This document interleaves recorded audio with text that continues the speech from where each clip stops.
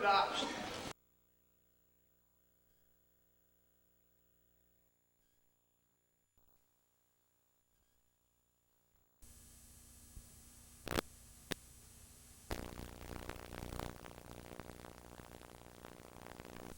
There we go. All right. This is loaded option.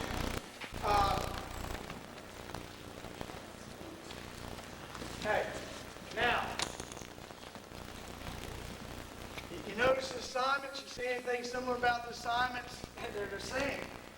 The only problem was before, remember that tackle had to worry about where number 2 was. He didn't want to block. He was fire on backer, but he didn't want to block on, fire on if that guy was 3, if he was the pitch key like an 8-man front, right?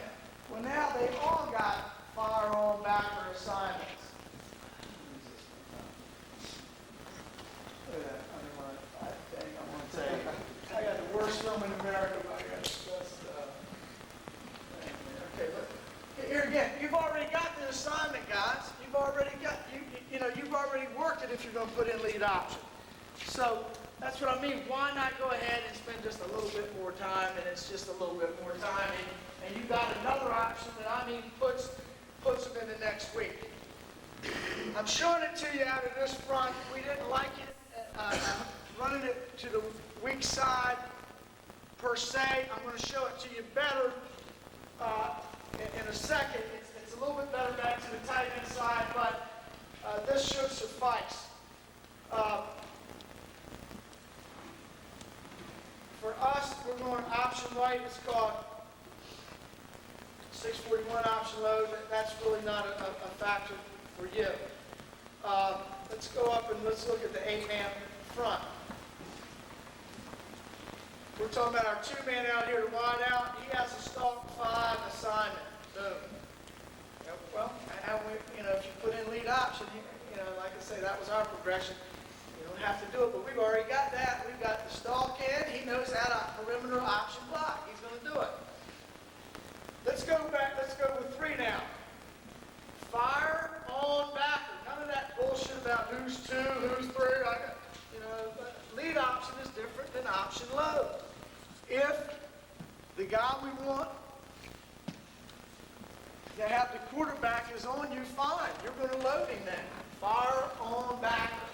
You're not worried about any men or anything else now. So, do a fire on backer. Here you go. 4. Hard one. Fire on backer. Center. Fire on backer. Watch that A gap, but come on back. Fire on backer. Fire on backer. Here again, 7 technique. I think we said treat that like your zone block the chaser. Tight end, go to the cutoff. I think you guys have heard most of that before. The only difference in that 8-man front, rather than that tackle now coming down inside on that backer, he's going to try to load on that defensive end for us. Now, here's where there's a difference occurs. We don't remember now. We don't like this play quite as much. Remember the right halfback was backer to free safety before? Remember that? Well, now we have for him block 3, backer to free safety. So block 3. Remember how we counted? I'm not going to bill you guys. Like Bill does. I'm not going to call anybody. But 1, 2, 3.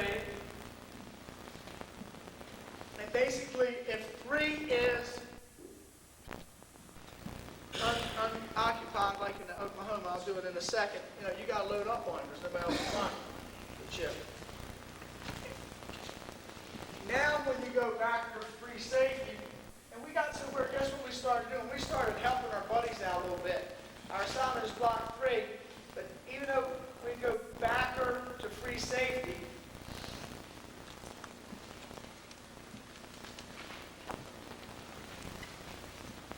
block 3, if the tackle's firing on that guy, sometimes we would tell him, you go ahead and help out. Get your hand in there and you help out. Because it's not important for you to run to that backer right this second. It's important for you to keep your eye on him. And I'll show you why. This plays a little bit different. This is dive option load. We love this. We love it. Notice what the fullback assignment is. He's going to fake 43, back of the free safety. 43 is a dive for us. And his course or his path was for the outside foot of the guard. So he led with his right foot. Boom. We didn't care about any type of big-time fake in there. Hold it. We cared about it. He had to make it. The fullback's going to fake. He was responsible for the fake. But remember what his assignment is. We said that your assignment is as crucial as the fake. So that meant you've got to make a great fake, but that doesn't abdicate your responsibility from looking at the backer or the free safety. Now let me explain to you what I mean by that now. If the backer started pressing the line of scrimmage, either an A or B gap, the fullback continued up in the line and he blocked it because he's coming downhill. If the backer sniffed something out and all of a sudden was scraping, the halfback was there to handle the scraping back. So the guy, again now, that can lick you up on option, the inside backer, we've got two guys assigned to him. He can either come through this way or he can come through that way to disrupt you. Now we think we could got you cut off at the pass. You can't come that way because the halfback's there for you. If you step up and try to find open air, the fullback's got you. Now,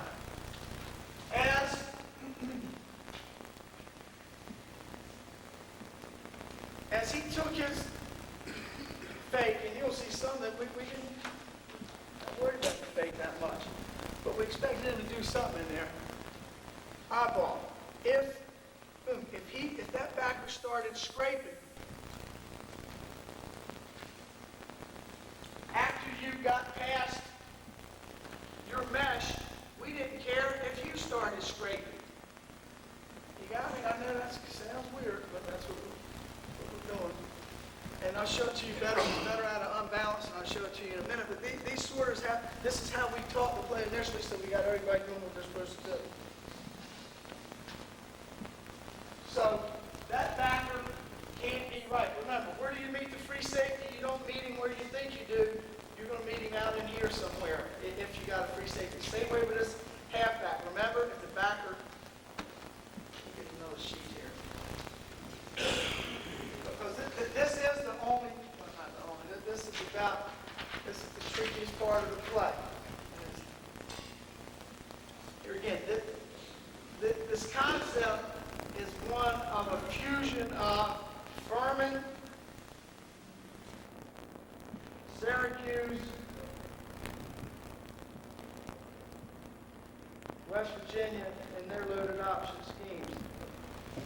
And it wasn't like, ours is a little bit different. So he's going to come in here, and he can help out. That's what I mean. We got somewhere we helped out and try to solidify that thing. But the tackle knew that he wasn't going to help him forever. It's not like this is a running double team that I've got help on. He just knew that halfback is not going to be too fast about reading his back of the free safety and just front. So he knew he got a little bit of help there. So now, what happens if the backer steps up? Who's going to handle him? Fullback. There's his course. And boom, boom. If we got that, who's going to handle him? That guy. Now you can wrap and get the free safety out coming up the alley somewhere. You can pull it down to the coach.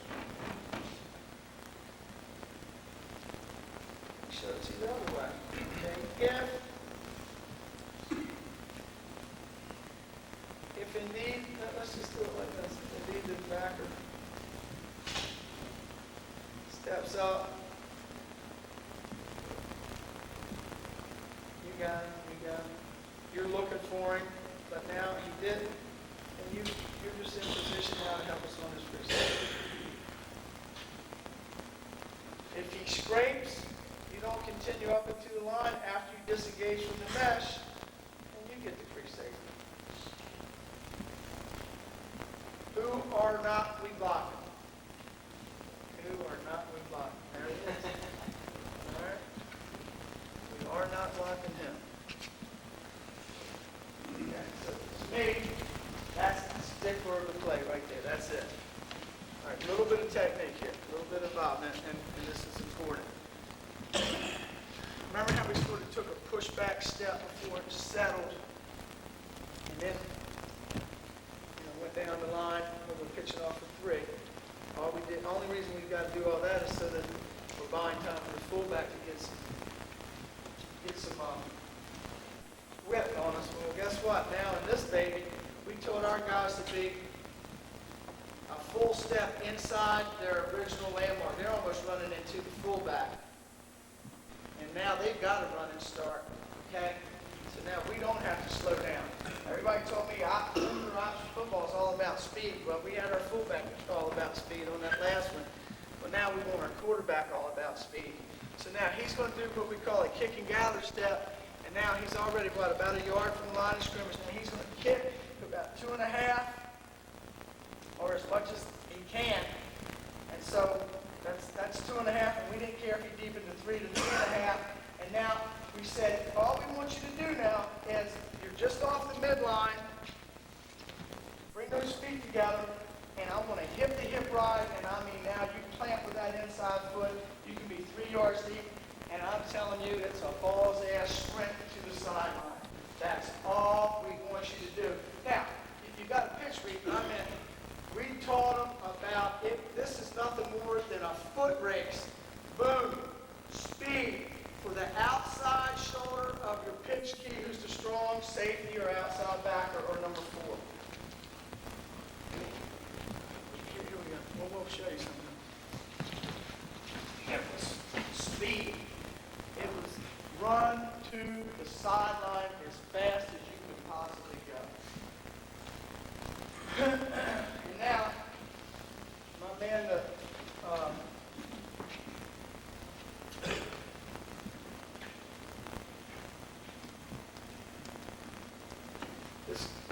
this guy here, the halfback, he had to be what? When we got to the pitch key, he had to be 5 and 2 from the pitch key.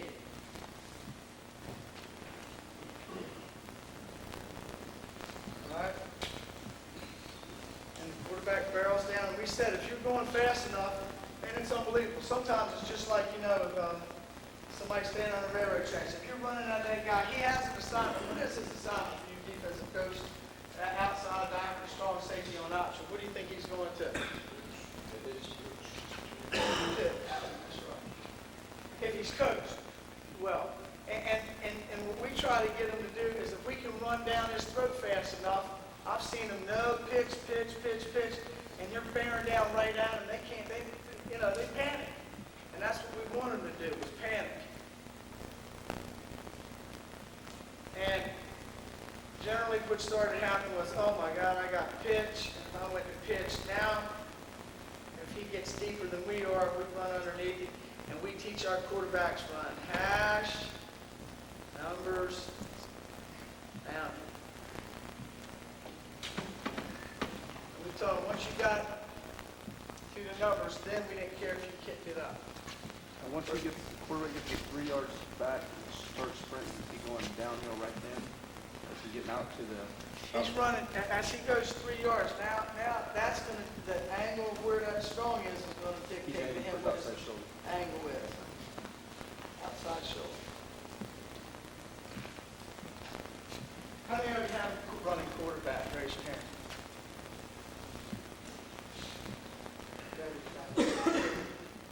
That's how he goes through. You got to have the play. You got to have these quarterbacks. And that's the worst way to run it. But what we like about it is it taught everybody, this is where everybody is, this is what it is. And we probably didn't run it that way nearly as much. Now, let me show you verses of 50 where we really didn't like it. But that's, you'll see why. Look at the 50. Can you see the 50 now? Fire on backward, block 3. Look. 1, 2, 3.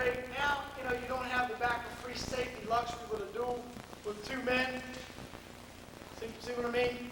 So we hated running it there because we felt like the backers, the fullbacks still have backer to free safety. And you know what I mean? That guard could sometimes get that backer, you know, but usually he would wrap. Well, I don't want to say, sometimes he got caught up in there. You know, just wasn't as good to us. You know, when that guy couldn't do it. Yeah, coach. Could you run the same play out of a spread one with one-step motion?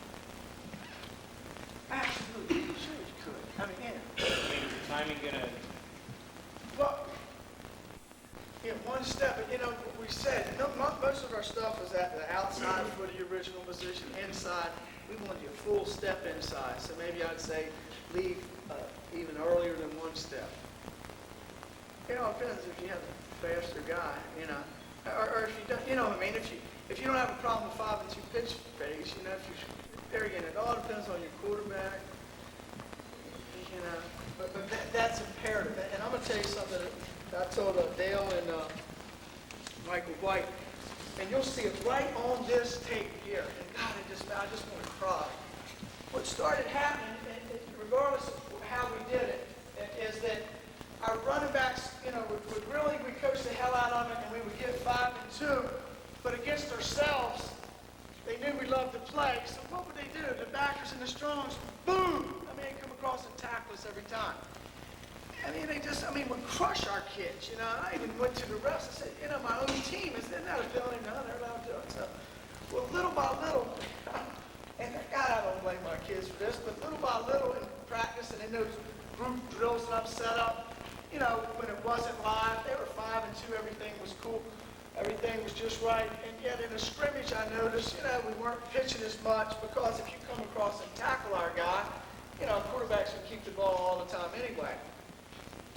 But in a game, I noticed our guys started saying, oh shit, that's when I get creamed again, you know, the pitch back. And they started getting less than 5 and 2, less than 5 and 2, less than 5 and 2. And you'll see on this Youngstown thing, they were like 2 and 2 from the quarterback because they were like saying, man, I'm not going to run out there. You know what I mean? Through the years, the spring and preseason, they were getting waffles. So make sure you keep those kids going. You'll see something there that just real. And I'm not upset at the kids. I'm upset at myself for not realizing it. But after the game, that's what they told me. I said, man, we had them in a bind. Why weren't you guys at your 5 and 2? I don't know, Coach. We just seem like we get killed all the time when we're out there, you know. And Youngstown did a nice job of doing it. You'll see it in a minute. But now, one thing that we felt like you had to do was run that thing always to a stretched.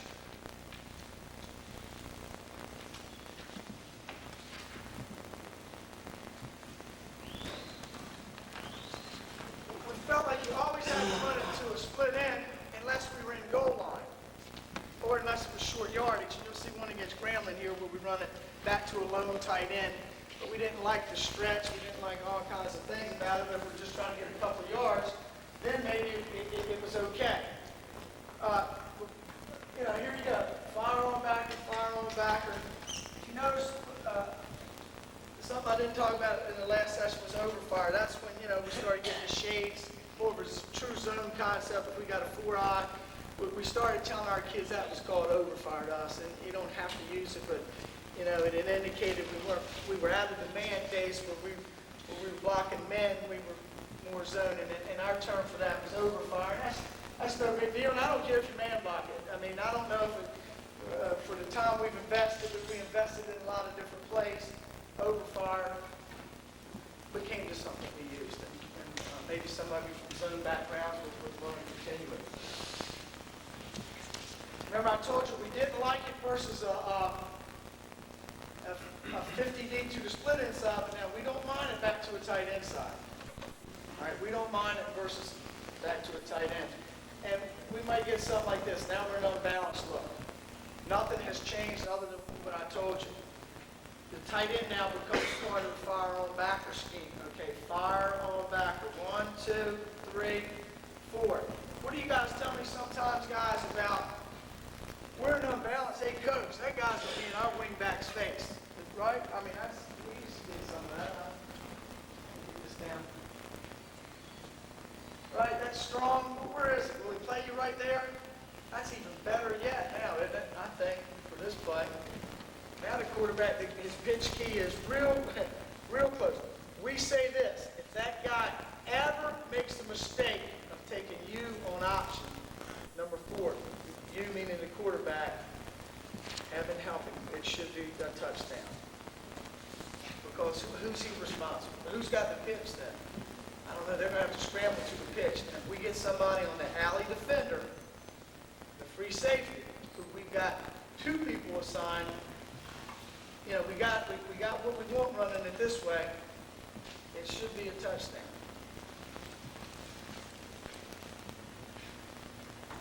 Okay.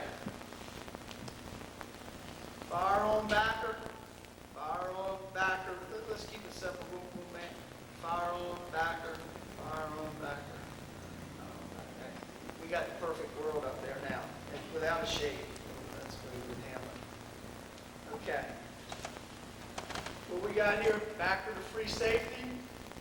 But now, it looks like it's a little wide here, but you know, what can you do? You can help ensure that guy, that's the guy we don't like getting penetration up there, and we've seen that happen. If he gets like 2.5 or 3 yards, you know, that's one thing that I need to stress to you. If all of a sudden we're trying to run through the pitch gate, get to the pitch gate, and somebody crosses our face, we tell the quarterback, now you got to duck inside, fall down, don't get hurt. If it's -1, -2, we don't want you taking a hard collision. Right? In other words, don't ever come down here and again jump upfield when you pitch the ball. You can't do that. Why? So the guy that's got pitch, he can get blocked on loaded option. So,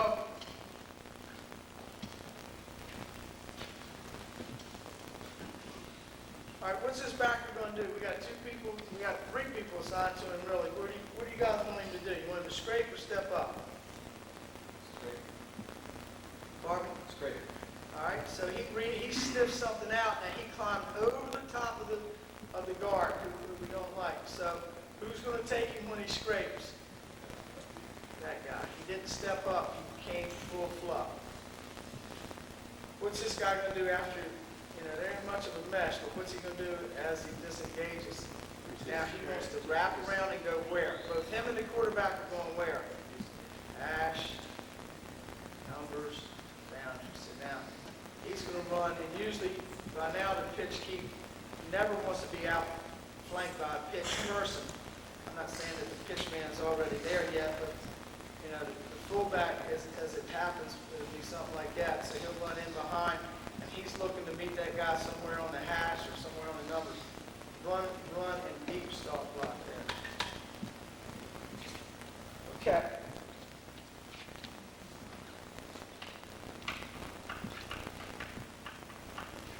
If the fullback, if the linebacker comes in the A gap, does the fullback take him too? Absolutely. He's got the backer on any press. And now, we're not, you know, I mean, now if you start talking to X done on the wrong side of the ball, he's not going to find way over there because that's just, man, this is what you want him to do is blitz. You want them all to blitz on this one. Now, okay, as the quarterback comes down, running for the outside shoulder. All right, what do you want him? Tell me what you want him to do. I got the pen, but I mean, you know, seriously, he can't be right. It's keep away. He's assigned to do what more than likely? Go to the pitch. But if he comes on you, and here again, just like running the option before, except you're going really, really fast now. You can see him though, coach. You know, man, I got you now. If you're strong, I can tell when you're committed to me. For the most part, you're going to come at me at some point. And here again, we're going really fast, and we worry about slowing down here. We worried about the high collision off the pitch key here. But that's why you ran at him as hard as you could. And once he would have to give you some indication more than, he's not going to freeze and you're going 100 miles an hour at him. He's going to give you some type of indication long before that.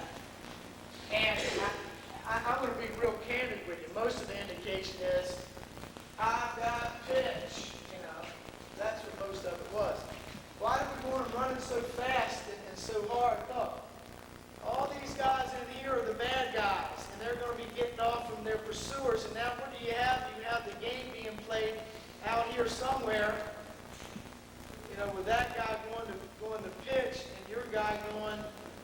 a blocker with two blockers, hash numbers, boundaries, and we didn't want him to ever cut it up in there, even though there's a big old hole up in there sometimes. We call that false daylight.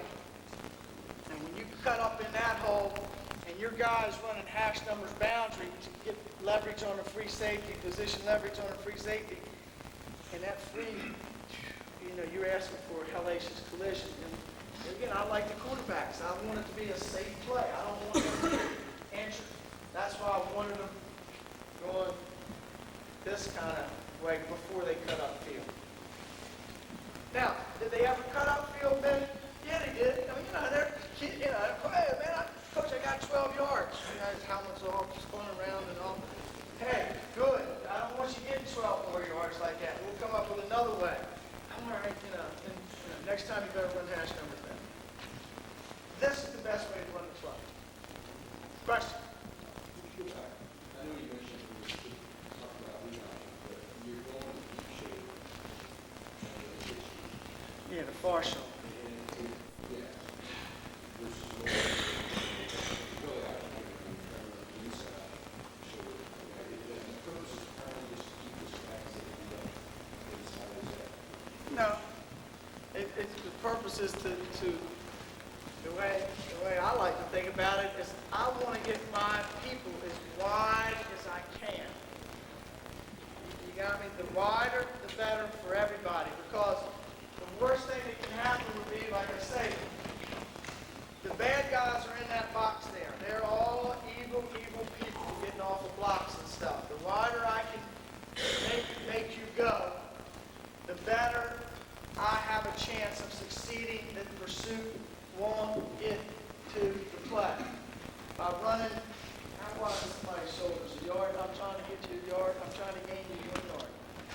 And I also think, I used to teach, run for the inside shoulder, watch the outside shoulder. Just run for the outside shoulder. And now you don't have all this, well, I didn't see this and that. That's an easier teaching point, too, I felt. Listen, you're much deeper on the line than most of the things. One of the things that we felt like is a detriment to the play is a hump at about 2 yards, 2.5 yards. If the, I've got this nice thick pin here. Our tight end's covering that guy up. Watch the film. It's not exactly a cover up. We're not always kicking his ass. You know what I mean? So if he's a little bit deeper, we felt like that you could get past the garbage or any humps in the road in there. I could see exceptions, some of the exceptions. You open back, Yeah. It's called kick and gather. I think I'll call it a couple of things. Hop and gather. He's going to push with his left foot. Slow motion. Just get as much as he can back there. And now he's going to slide that foot, hip to hip, and push off his inside foot. And then it's a sprint. We used to say, when we do it out on there on the thing, I'm not sure if we'll have a chance to do it out there, but when we used to do it out there, we would actually make those boys run one hash all the way to the far boundary. To the out of bounds. Sprint, see who the fastest one was. That gave me a key that maybe we could run the play with. Man, he's faster than him, get behind each other. Sprint, keep going, man. Who's the fastest one to the sideline? Yeah.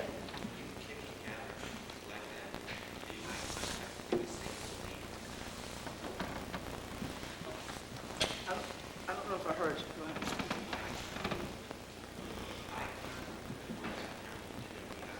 Yeah, absolutely, and I'm doing a bad job. Yeah. Absolutely, and I just did probably what my quarterbacks did. He should be. That's where I better be looking.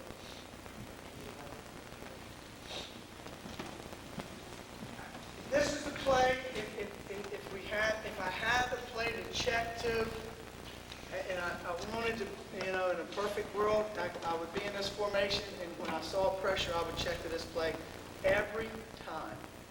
but we're, you know, we weren't always, this never became part of our checking game because I might not be in a formation that would lend itself to running like this, you know what I mean? And so I would have to game plan, and then now I'm back to the old days again, and hoping that they're gonna come with pressure when their statistics said they would. We love it. Send me any, please bring me pressure on this one. You know, bring the backers, fire everybody, send aid, do it all. That's what you want, that's what we want. It was a lot worse, yeah. The fullback has landmark versus shoots there. Yeah, his course was for the outside foot. Now, he didn't have to run for the outside foot of the guard. Remember, I get you going that way, make your mesh fake, and you'll see some of the worst fakes in America when we do this. And I didn't care. Remember, what's the difference between this option and all the other options maybe you did? Somebody's reading something. What are we reading with that guy? Nothing. We're not reading anybody. This isn't a triple. You know, so why? And yet we wanted somebody to think maybe, and you'll see some better fakes, some sorry fakes. You know, that wasn't really part of the play. But that's where he started out. And that's where the mesh should be. But look at that. The mesh. You're going to see some hairy things in there too. I mean, we had a bunch, you know, I had some nice cut-ups one day, but I saw them left with. But I just can't, you know, I'm really sold on this and a couple of other things that we do. And here again, diversionary tactic. I think the most we ran this one was like 60 times a year. You know, and as much as I loved it, I wanted to run it more, but I don't know if we didn't run it more. Because we weren't an option team. We're still trying to wing tee it. Yeah. What would your wide receiver do with the cover two? Thank you. Next. Okay. Thank you very much. We got it right here, bud. Like I said, we got to do a few other things. There's other ways that we would run it. Remember, we always wanted to split guys out. In general now, we would make a decision just like I told you before.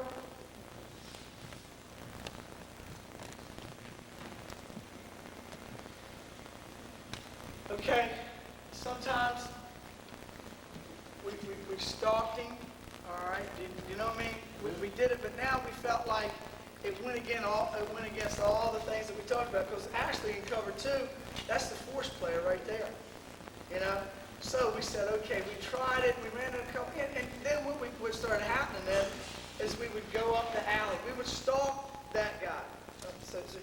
I tried a couple different ways. We would stalk that guy, and we said, let's let the free is going to come up at some point. Let's pitch off of him. But what we found is we're in a hand fight. Sure enough, we can pitch off the free, but now, you know, the wide receiver, you know, was sort of hung up right there where you want to pitch. The guy, you know, he would take the quarterback, but now that guy had leverage on the pitch. You know, it was too bad.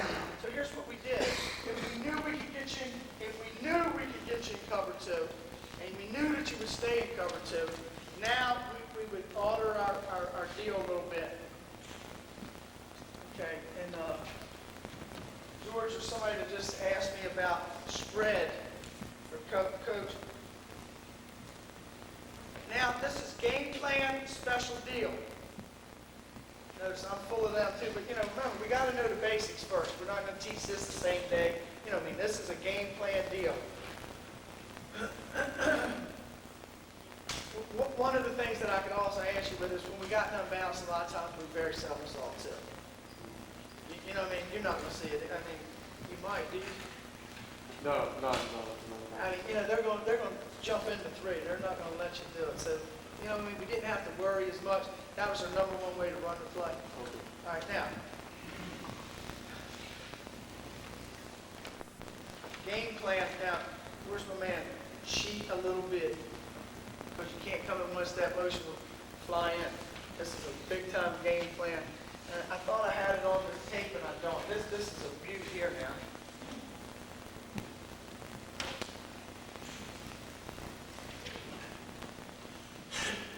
We got like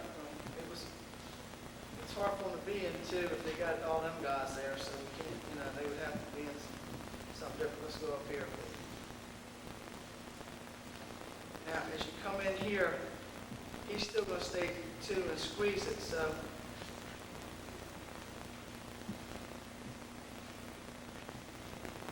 We're running it this way now. So what we ended up doing is saying, okay, fly in, here's the option key. You automatically wall, and we told the guards, guards, if the backer comes now, he's yours. Fullback, you go through your mesh, and you automatically wrap, and we hated telling people exactly where to go because we weren't sure what was going to happen. But on this one, it was a given. This was the only way we were going to block this. So he took the scraper backer for you. The guard, it happened to be a 50D2 that we got too. It had to be some kind of 7-man front. And now you cheat in, and I mean, you get on your horse big time, and now let's run the same play. And let's option this guy. Now you talk about waffling the backer now. He doesn't see the guy coming.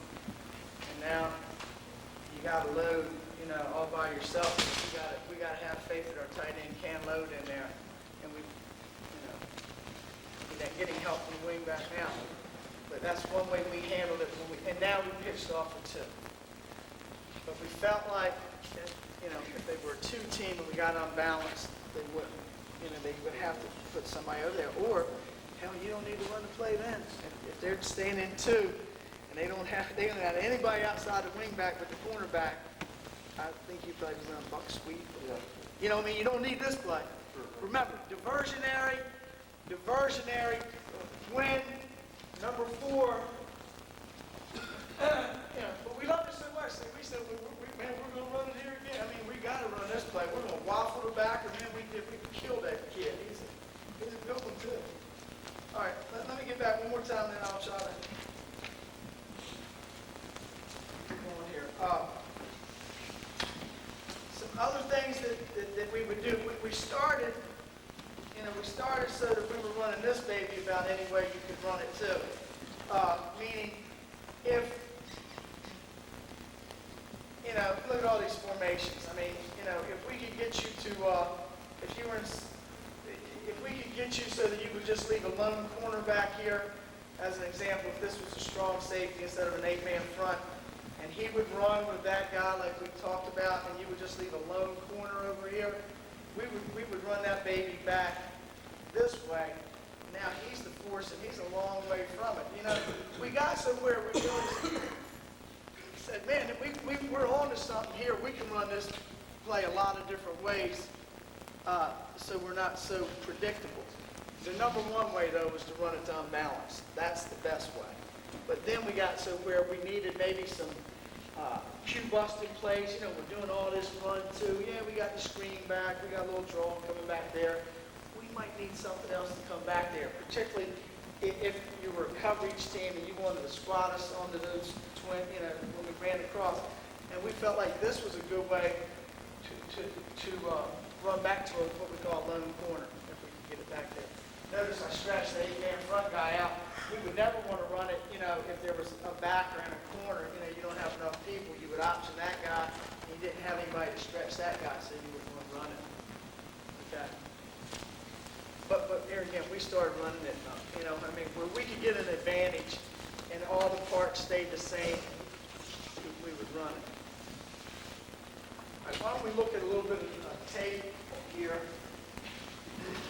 And then, guys, what do you think? What we'll do is we'll watch a little bit of tape, and then maybe we'll go into Belly Sally, and then go out in the field.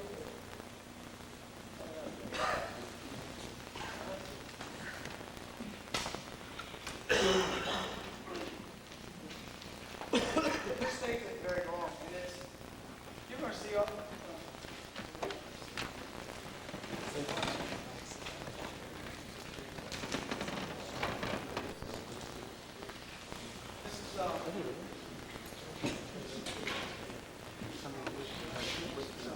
All right, here we go.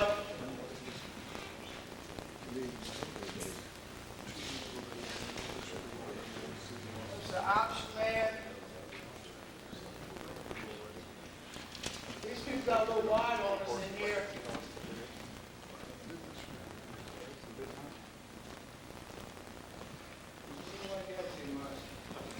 They're strung out and out on us. Let's see what we got here. Some people giving us little rough looks. Boom.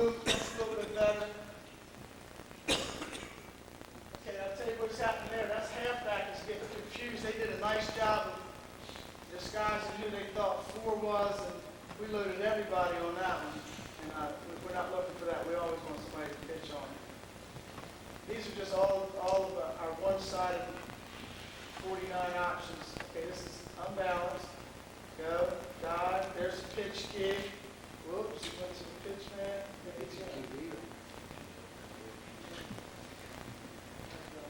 Coach, do you have to tell your quarterback at a certain point when he's not to pitch, or will he pitch at any time?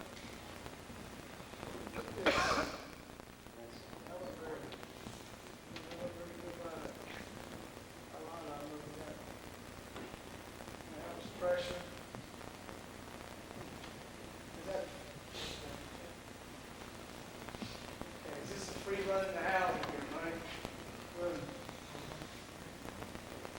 See the fullback? I didn't like it. The fullback's a little too soft, but he got there. See that angle? That's where you got to get there. Where here it is on the goal line.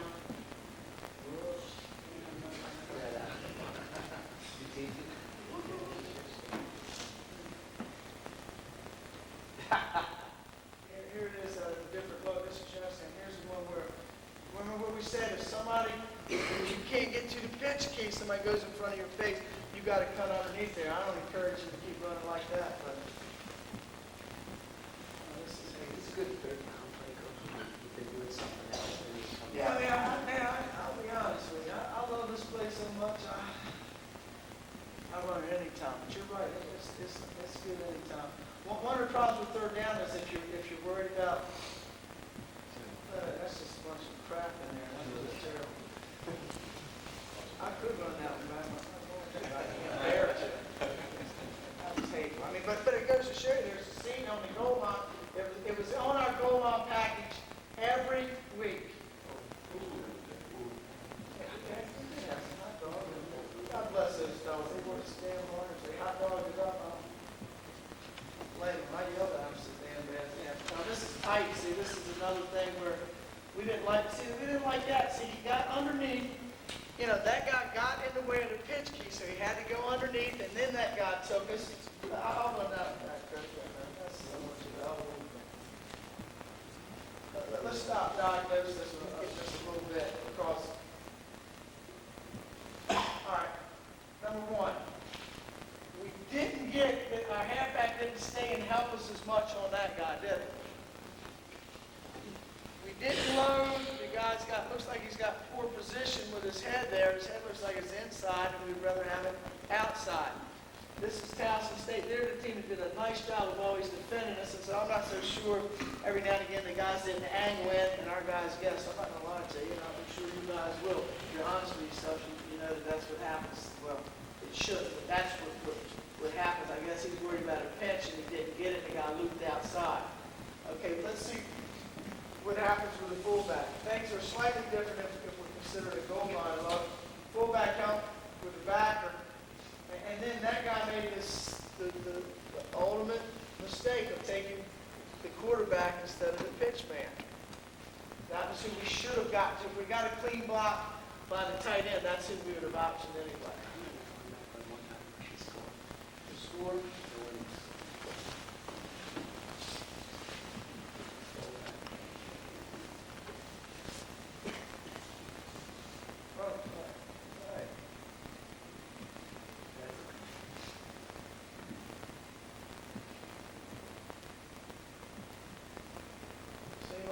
Oh, yeah, he didn't get tested.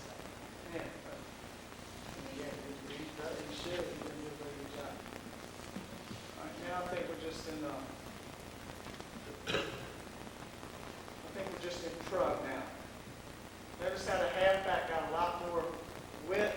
I mean, you know, than he normally would. You see how we always talk about coming back to a landmark? We encourage this on this play. Good. That's good there. We kept getting beat up, or tight end kept getting beat up, and we didn't like that.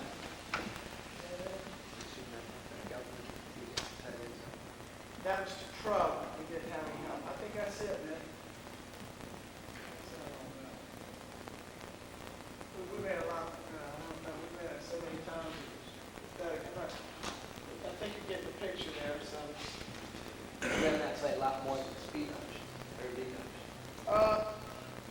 we think it's a safer play. We thought it was a better play, but I'll tell you what, if your quarterback's not very fast, here was our thought process. If the quarterback was fast, we wanted him having his hands on the ball and running dive, option, load. If the quarterback was a plotter or a passer or a slower kid, we would rather run lead option. Because on lead option, we don't want the quarterback handling the ball. What? We're going to sacrifice. I hate sacrifice. But we're going to make sure that we probably get a pitch on speed or lead option. Because 3 is going to take the quarterback, and we're going to pitch the ball 90% of the time on lead option. We're probably going to run the ball 80 to 90% of the time on dive option load. So in your thought process for the future, if you have a big running quarterback, option load is probably what you want to make sure you're emphasizing. And yet I encourage you to have both of them in for all kinds of reasons. Namely, they got to work on option 2. Not only are they telling their guys, I got to stop this, I got to do this, I got to do that. Guess what? We got to go over option responsibilities again this week too. And maybe you don't run it very well, but guess what you just did? You forced that guy to spend how many hours or minutes or whatever that week doing something that maybe you will or will not do, and that's less time he was able to jump on your wing T stuff. It's worth the trade-off. It's worth the trade-off. And how much reading was there in there, guys? None. How much time did we spend on it? What did I tell you? 5 minutes a day on speed or lead, and we'll spend 5 minutes a day on this baby. We're working about 10 minutes a day. Yeah.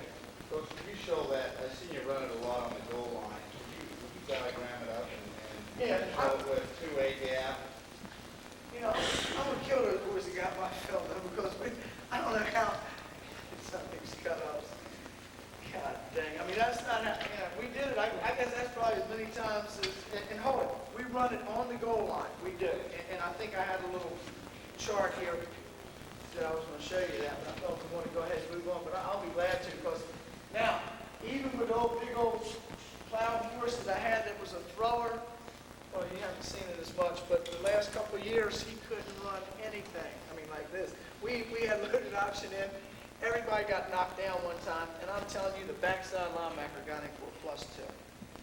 And the kids were laughing. Coach, man, you know we can't be running that play. This is every game. So anyway, my point is, but on the goal line, we had this in every week, and we felt like he could bowl over a guy for 2 or 3 yards, even if it wasn't that bad. All right, let's put up the goal line and show you things changed. I was talking again to some good friends, new acquaintances, and I told them, one of the things, and I don't want to get into a whole goal line attack here, I'll have to come back or something, but we told our team, goal line now is a separate animal than what we do in the middle of the field. We got little special things, and so on Thursdays, I know how some people work goal line. We work goal line on Thursdays, and on Thursdays we had, at Dell State, we had what we called a chapel or something. They were supposed, or it wasn't all religion, but it was about going to see these speakers. Well, their speaker was me every Thursday at 11 o'clock, and we always walked through the goal line, so we got a chance to spend an hour on the goal line on a walkthrough in the afternoon, and then we spent 20 minutes on it on the field on back. So what I'm saying is, and then we ran the same place. They won 6 years in a row. We ran the same plays on the goal line, and this was one of the ones that we would run. Outside shade here, coach. Here, or head up. Yeah. Let's go ahead and tackle. That's what he is. What do you got here? Head up. Outside column. Yeah, head up. Head up. Yeah. On the tackle, he's head up.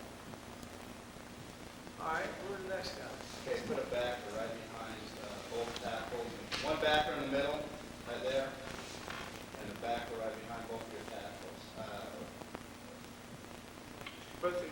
Offensive tackles. Five techniques. 5 techniques. Or 4, yeah, right there. Corner, something like that.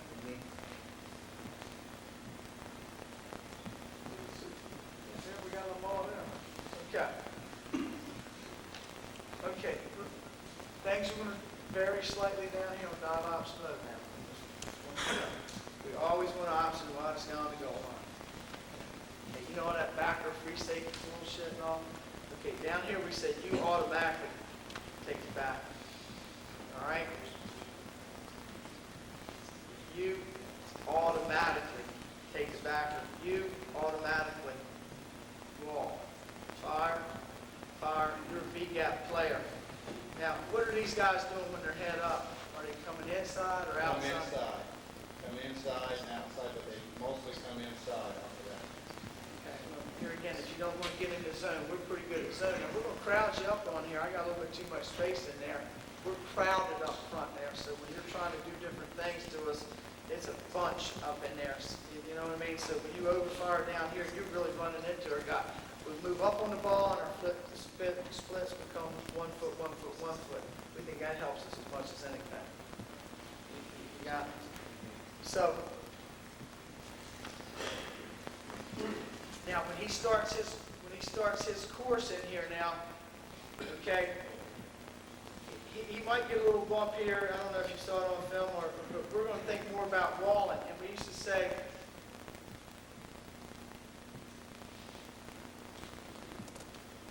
you don't worry about going backer to free safety down here. You read this backer. Okay, if he starts scraping, then you come inside and you get the next backer. Okay, but now if he comes through C gap, boom, you take, and then we'll wall with this guy on the next backer. So we want to try to wall off those backers with a dive fake, but we're going to bump, wall. We're going to handle these 2 backers now. We're going to commit to the inside because they're committed to the inside. No backer to free safety. Put that guy on an island. If we get a block in there, we got fast. If he goes to pitch, they're just like that other one there, right there. Problems, you know, or if they're jumping outside, jumping inside, that,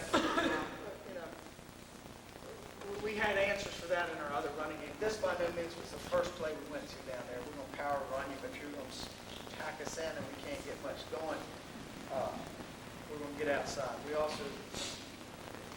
had our base plays. We only had 5 that we always ran down there.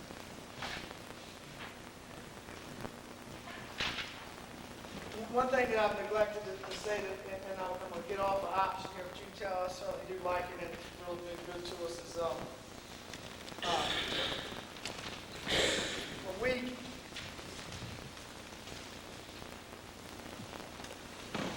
one of the reasons we think it was successful is we got a zone scheme. We're not pulling anybody, we're not trapping anybody, we're not doing anything. We're zoning it. And for everybody that's trying to stop the wing T, they're got all these different things and this, and we feel like, boom, we can get right on you right now. We're not as good as zone blockers as the people that zone block for a living, again. But we got to be proficient enough at it, to make a couple of these kind of plays go. And we feel like here again, we might not have to be as good at it as somebody that has inside zone, outside zone, and a little counter tray. I mean, let's face it, that's their whole offensive running game, basically, a lot of people. So they're going to be good at that. We just got to be proficient at it. And I think sometimes it catches them by surprise, zone schemes.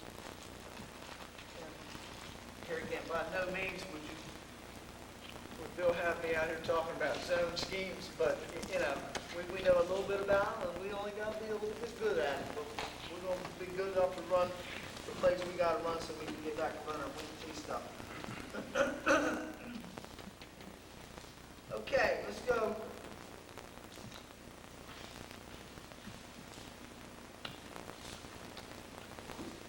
Let's talk about the belly and the belly down. I'm not going to spend a whole lot of time on this because we're right back to my opinion stuff that you've heard a million times before, just like buck sweep. tell you about Belly. We're one of the few wing T teams one year that here again, I think we were third in the country in rushing that year. And we ran in Belly 26 times the whole year. And everybody said, how in the world can you run the wing T if you don't run the Belly? We couldn't run. Didn't want to run. Or, didn't have the people to run. But we still averaged, I think we ran 287 yards a game rushing, but we did it with some of this other stuff you've been seeing. We weren't good enough. Tackles weren't good enough. Guards weren't good enough. We weren't good enough to run Bell. And all that linebacker and all that crap down here. I'm the wrong guy to talk to you about that. I mean, I know all about it. I've tried to teach it. There again, it's like I keep saying, I fertilized that field. I plowed it. I did everything that the almanac said. Man, nothing grew. Nothing grew. So. We're not a real big Valley team. I was one year. Last year, I was at Del State. We weren't as good at running the ball. I think we only run the ball about 240 yards a game, but Valley was way up. But we got to where Valley, to us, we liked it versus even, like you guys like to see. We would cross block it, but we really liked it better when we would get an A-gap defender to one side, either 2-eye or a guy on the nose and a 5. And now we would split call it, and we would block it on and run it up in there. That was the way it was successful for us. So I'm not going to try to kid you and talk with you, but if you want me to go through all the Belly things, I sure can, because I know I've done it. I'm just telling you what's happened to us. If we're talking about Belly back to the weak side, let's start with our 8-man front. This is where we would try to run the play if we're going to run it. And listen, just because I say it, that don't mean anything. Because if you run it, it needs to be a part of this offense. It sets up other things. I wouldn't lie to you about what we did, that's all. Yeah, Bruce. Herky, one point in the debate, we all seem to encounter a lead block now. Are you deliberately coaching that fullback to escape to the outside? We did have that block. We seem to go around. We'd like to always try to pin that into that back on the inside shoulder to teach kind of attack the backward and have the fullback slide out of the gate, so to speak. We seem to struggle with that. Yeah. Well, one of the things that we've experienced, and I'm going to put on some film like I was in high school last year too, guys. So wait a minute, I'm not going to give you all this college rigmarole, but we got 170 to 190 pound halfbacks. Okay? And I think it's all relative at times. And we're asking to go in there and block a 235-pound linebacker. And when we're asking, we're not asking, we're telling them to. And we expect them to. So there is no, we're not giving any quarter here now. But in reality, is that the matchup that you want for your football team? That's what I came to the realization with. And we're tough, and we're blocking. Well, I think, Bruce, we got to where you take him any way you can take him. You get in, you get into him. You take him any way you can. It's up to the fullback to read it. Okay. I mean, we didn't feel like the angle of the backer was ever going to be the same all the time. That we could dictate which way this guy could block him. Are you with me on that? Very much so. And we seem to, we can't find a halfback that's talented to do that. It's really Yeah. And you know what? We couldn't either, but we never ever told them that. And I never went back in my office and said it to any of my coaches. But in my heart, I said, you know what? What are we doing? Now, I will show you what. Now, I am a sneaky guy. And I'm a little guy now. I got all my teeth, and I've been in a lot of fights and all, so I know how to be sneaky, all right? But we from a dive back position, it seemed that, with run blocking, the linebacker's worth his salt. He's going to be pressing the line of scrimmage. And we still expect him, and we taught him. We didn't we didn't tell him, like, we didn't say you can't do this. You can do this on paper. But you know what we found though, Bruce? When I would do my studies, it wasn't a halfback though, really did always stop the play. I mean, when we broke it down, for the most part. And I'm not saying he waffled the backer, I'm saying he was part of it. You know, there wasn't a tremendous hole there a lot of times. You know, and mainly because maybe the guy was getting off. But, you know, we had all kinds of other deals that we were working with it. But let's go ahead and talk about it a little bit, and then we'll talk about belly a little bit. And I think I can show you a little bit sneakier way to run belly, may help a little bit. And then we'll get on the salad. Okay? How many people run belly all the time? Okay? How many times do you run it a year? Do you know? You do charts on yourself? Okay. I mean, you know what I'm getting at is you need to know how many times you really running it, and what is it averaging? What's it doing for you?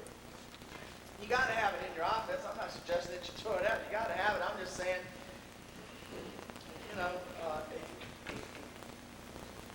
if you got a good fullback, you got to get him involved, and this is one of the ways that you can get him involved. There's a lot to it, however.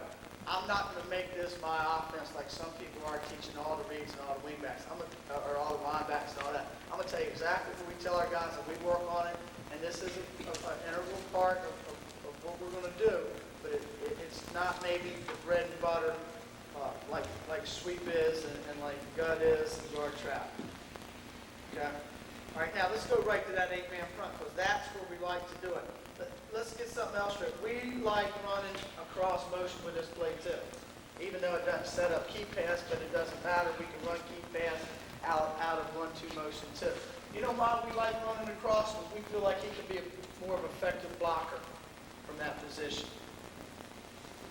You can tell me all you want about when this guy comes back in motion and he's going to hold somebody. He ain't never held anybody in any team I ever coached. They fold back in there. But now, when he runs across in motion, now he can block people, I think. But he ain't going to block them from coming in normal motion.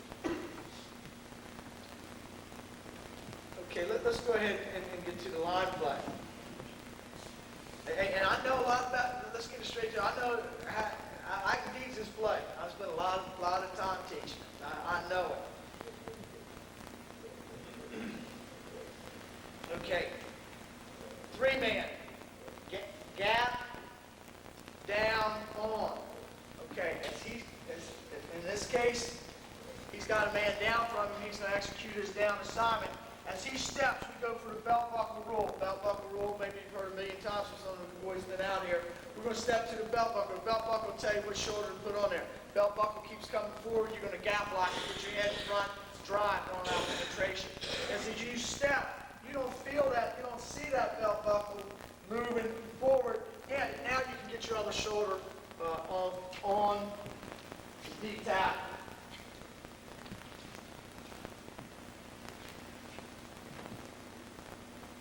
Guard is going to pull and kick out. And I love how people say, who goes first? Well, nobody goes first. They go at the same time, and we don't care if they brush hips with each other when they go. So they go at exactly the same time, and hang with their steps. Should be so that they go at the same time. Well, probably need to boom, boom. Don't carefully brush hips. And now, you know, he wants the right shoulder right and drive and get movement. Okay, we got a bunch of stuff in there in terms of even blocking, odd blocking, and all that. Let me tell you, let me get back on a regular sheet of paper here and tell you how we like to talk about it.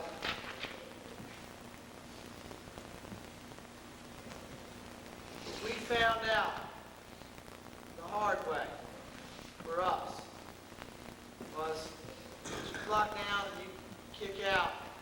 If you start having your center going backside now, you have have this guard coming through here.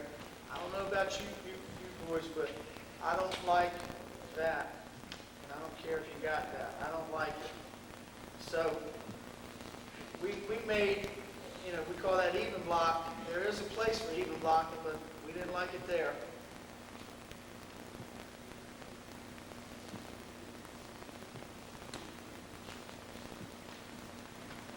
We wanted our center to reach and help squeeze before he did anything else. And we wanted everybody reaching on the back side. All right? Now, he took his step and squeezed. That guy chased him down inside. He stayed on it. And then he went to the back side back. We prefer to reach scheme on the back side rather than some of the other things. Against side, we would fold block it sometimes we wouldn't. All right?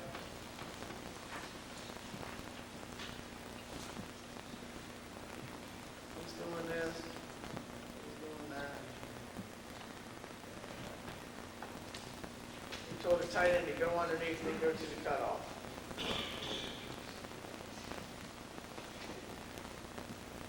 Okay, Bruce, we're right there with you now. We didn't tell him any different. We worked on it now.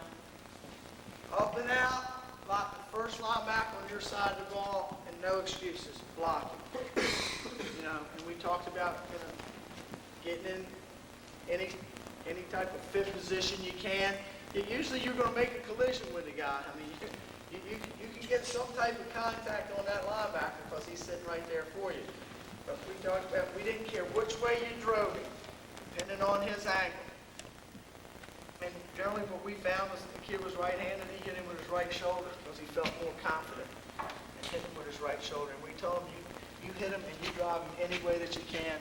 And we work it on the bags, and we didn't really care if you were scalloping out of the hole. Out of the hole. So we get too many people scalloping out of the hole.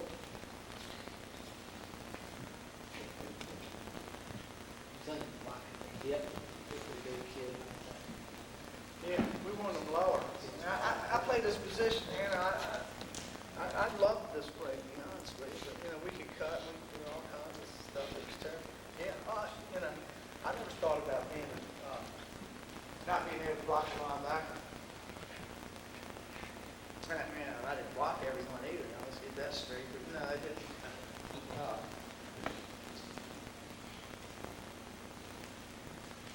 But anyway, take me where you can. Okay, here's some things we've got to make sure we know about is this. Here's what we wanted to do.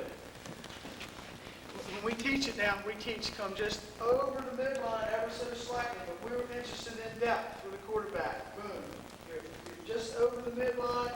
Your next step, you're really taking a depth step. You're pushing to get depth. And now you extend your arms, we call it slurring your feet, so you don't interfere with the linebacker. But now you extend, most of our handoffs have been just forearms. Now you extend and ride the ball. Now it's an extended hip-to-hip ride. And now your next step is to push back again and continue. We always fake the pass on belly. And I know a lot of you fake the option. One of the reasons we like faking the pass is the pass we want to get depth. And on belly, we want to get the ball deep. We found when we used to fake option, our quarterbacks would come around in here, and now they would hand the ball off to the fullback at a depth of about 2 yards. And I don't blame them because, they want to fake option. The handoff should be made, and hopefully we walk through this. The handoff needs to be made 3.5 yards deep. That's what we strive for. Get it deep to the guy. And his steps, and the first step needs to be nice and deliberate, we say. We don't, and deliberate mean we mean slow. 6-inch lateral, lead stem, crossover, shoulder square. Don't press the line of scrimmage on your second step. Third step, we don't want you pressing either, but most of our guys gain a little bit of ground. Now you got the ball, and your course is in a real, in a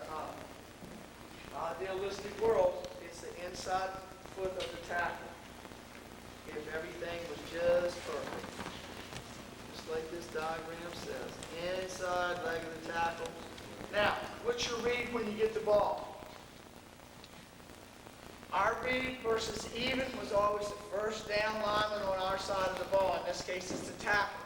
So, if as we came down on our belly cross block to block down, and that tackle fall across the face, Bruce, we read what that lineman did. If that lineman skated out in the hole, then we wound it back into front side A gap. Right? We said this is a B gap, A gap play.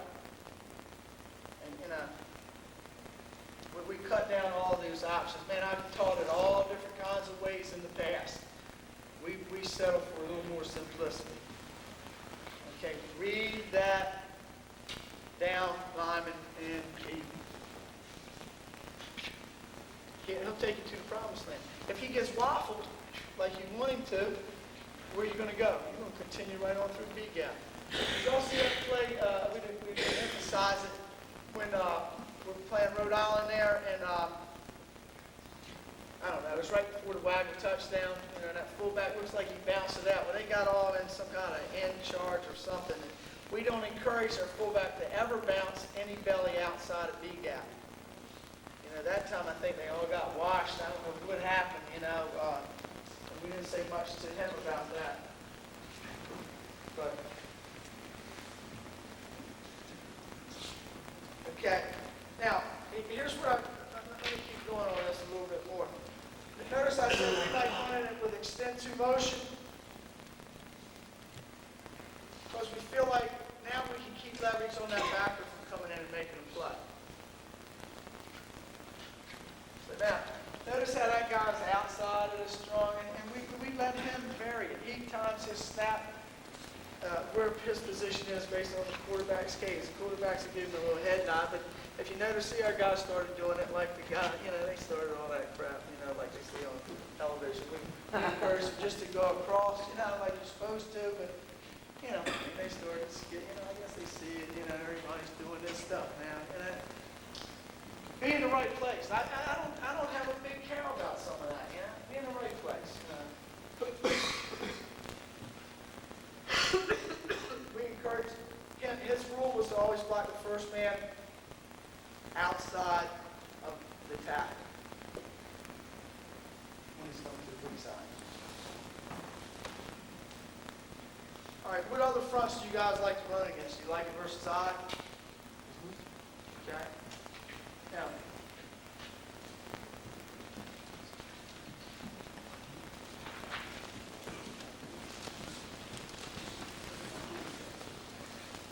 we like it versus odd too, so probably for a different way. All right, Coach, which way did your nose man usually shade? Which way is your shade if you give me a shade one? Do you get a shade or is it head up? Usually head up and go with the motion. Yeah. Same. You got a lot of stuff. You get a lot of angling? Yeah. Would they go with this kind of motion, you think they go that way? Not sure. Put it in there. Let's try to get what you're doing here now. The only way we would like to run it would be this way more than likely if we're going to cross block. We try to cross block, we can't. Gap down on for that guy. So in an Oklahoma or 50 look with an inside charge, he's going to block on.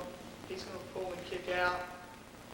He also reads the tail of the tackle up and out at 45. And in this case, if that's a B gap player, we're probably going out in here to try to get to the backer. Reach. We would fold block only an inside shade back there. We don't believe in fold block in a 5 technique backside.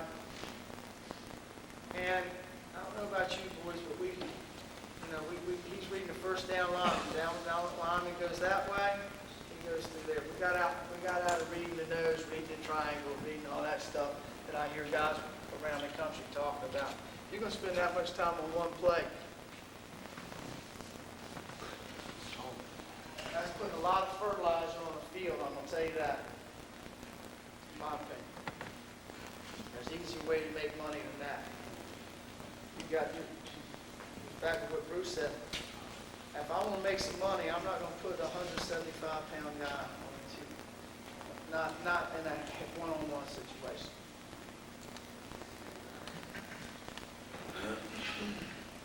However, we like it a little bit better back this way. If we're gonna run it versus an odd,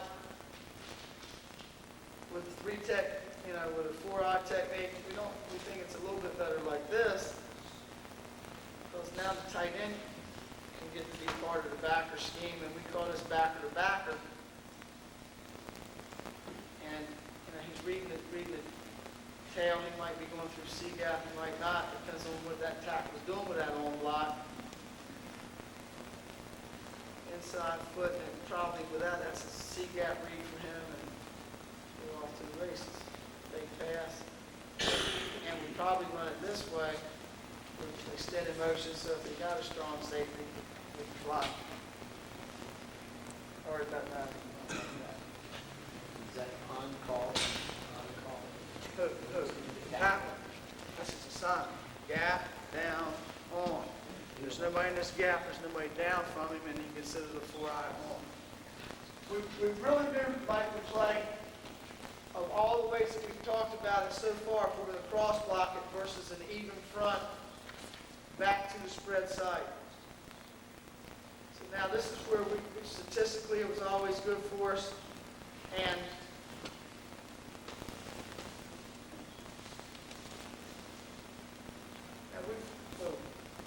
outside back, always keep leverage on the first man outside of the last man on line of scrimmage. I said tackle, last man on line of scrimmage. So, here again, you're doing a lot of extended motion, but you're going to make sure you're right about there where the ball snaps so that you can keep that back and folding in on the play.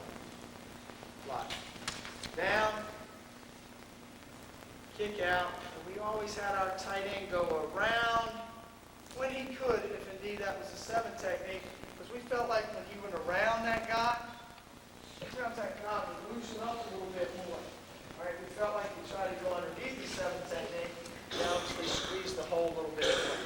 And now we like running to the tight end side because we felt like that the tight end could potentially help us with that backer.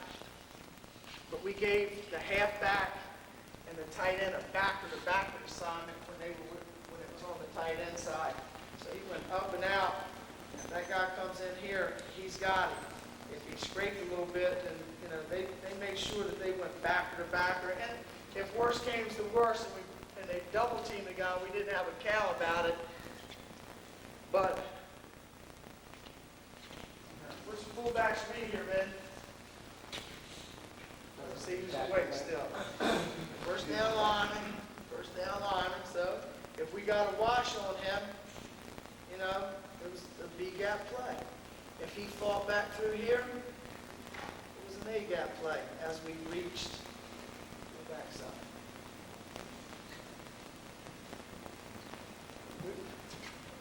The only time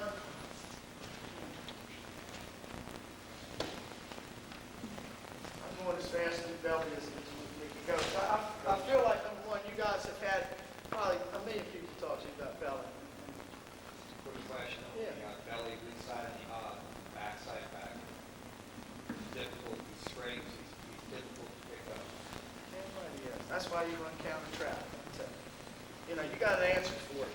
And again, just because I seem to be a little negatory on the belly, I'm just saying that there's answers, and it's got to be a part of your offense, just like it has to be a part of my offense. I guess what I'm trying to convey to you guys is that I'm not going to spend all the time I used to spend on making belly work with having this guy read the triangle, read this, read that, wind back, read the nose, habita, when it doesn't pay you as many dividends for doing all that. Or it never paid me. And we had 1,000-yard rushing fullbacks without belly being a major part of their game. Now, I say major. Hey, we still run belly. We still ran belly. We pick up a lot of yards running belly. But we just don't go hog wild making it 5 plays rolled into one with all the reads that the fullbacks got. Now you say the fullback leads the first down line business. The dive back does too. And in essence, he's reading that block because he's reading the tail of the tackle, and they're all reading the tail of the tackle. And when we set our little drills up, this play goes in the second day, and you know how we set up sweep and then guard, trap, and gut. We set this one up the same way with belly, with the tackle coming down, only the tackle. And then fullback here. And we don't have the dive back in there yet. Fullbacks like that play. Well, now, as I tell you how, and where's my bag? After I get done this little talk, somebody make me look in that bag and see if belly might be the highest producing play we got. But I don't think it will be.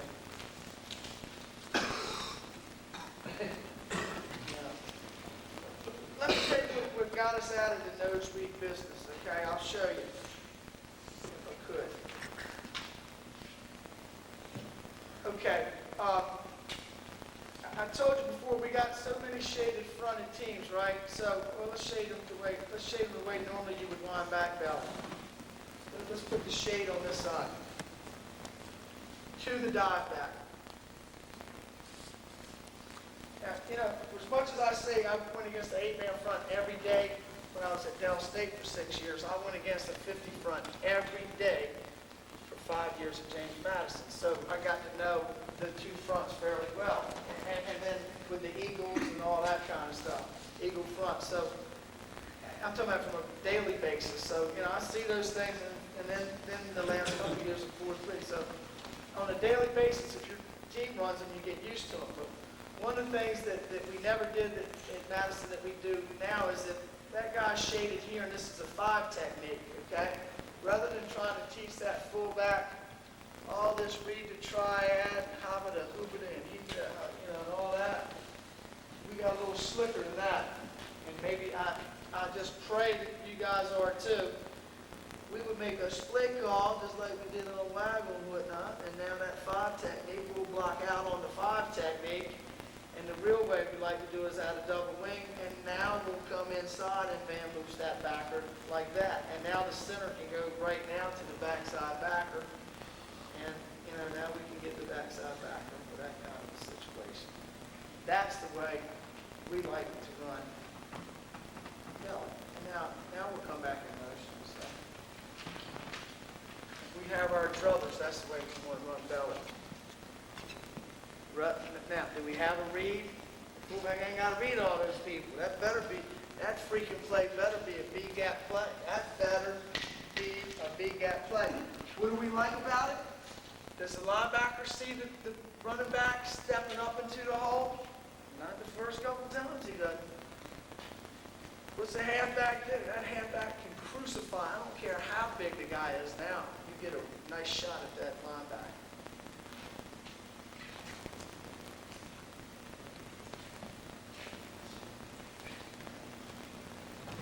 That's the way we like running the play, a lot better. And for that matter, it doesn't have to be just at this front. We just said that that's the best way that we like to run it. We'll still block it the same way, even if we are a dive back at a run to, and now run this guy across, and now he'll block the end. 5 technique and a weak nose, we'll get that call in there. We don't like it, running head start. What kind of sheep, bighorn sheep, boom. We like that. We think that's got a chance. There's no reading involved whatsoever in there. Just that call. The guard will. Guard make a split call. Split call says, man, I'm not pulling anywhere. We're going to split this thing. I got a 1 technique, and we'll do the same thing versus even, or if the guy's in the gap. What if he's just sitting down inside that? Yeah, okay. All right. What's the read of the fullback? First down line. Okay. Who's the first down line? Well, I'm not sure if I can shade nose. Not the back. Still the back.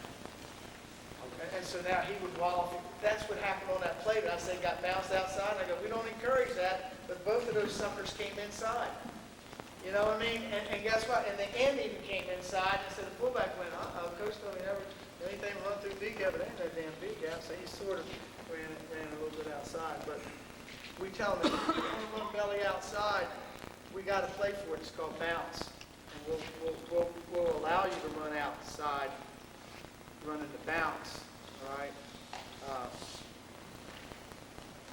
That's an outside play, and that's outside zone to us. We don't ever want you running. And, you know, this is supposed to be up inside play.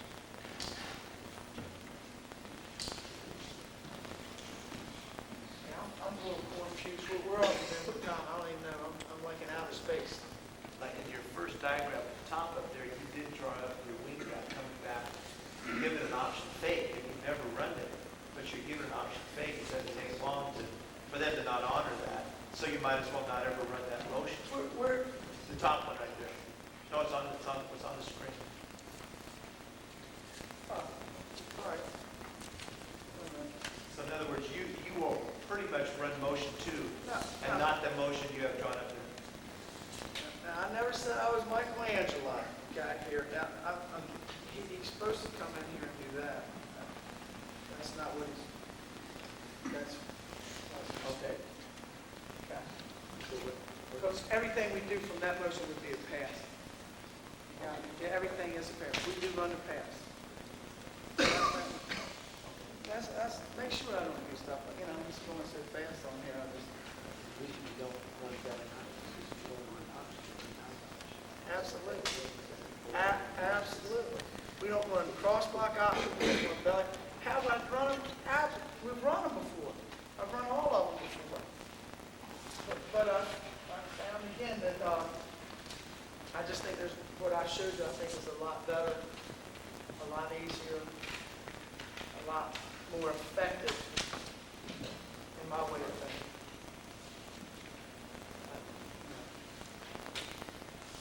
I